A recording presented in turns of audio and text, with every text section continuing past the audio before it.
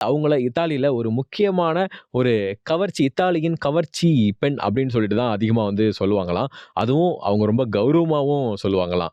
இத்தாலியில ஒரு ஒரு சட்டம் வந்து போட்டிருக்கிறாங்க. இனிமேல் யாரும் வந்து ஸ்பேம் டோன் பண்ணக்கூடாது. யாருமே வந்து ஸ்பெர்ம் டோனரா இருக்கக்கூடாது அப்படின்னு சொல்லும்போது, அதுக்கு ஆப்போசிட்டா புரொட்டஸ்ட் பண்ற விதத்தில ஒரு மேகசின்ல கிட்டத்தட்ட வந்து ஆடையே இல்லாம, ட்ரெஸ்ஸே இல்லாம அவங்க வந்து ஒரு போட்ட வந்து மேகசின்ல ராப்பர்ல வந்து ஒரு விஷயம் செம கான்ட்ரோவர்சி ஆச்சு. அத எப்படி நீங்க தடுக்கலாம்? இது வந்து ஒரு பேசிக்கான விஷயம் தானே அப்படின்னு சொல்லிட்டு, அ சூறாவளி பெண்ணுன்னு சொல்லிட்டு நம்ம மோலிகா பெலூஜி அந்த லிரிக்ல வந்து இருக்கும். அத ரொம்ப அழகா வந்து சொல்லியிருப்பாங்க. கூலிக்கும் அவங்களுக்கும் என்ன சம்மந்தம்னு கேட்கும்போது, இவங்களுடைய பொண்ணு, அவங்க பேரு தேவா. அதே மாதிரி கூலி படத்துல ரஜினி சார் பேரு தேவா.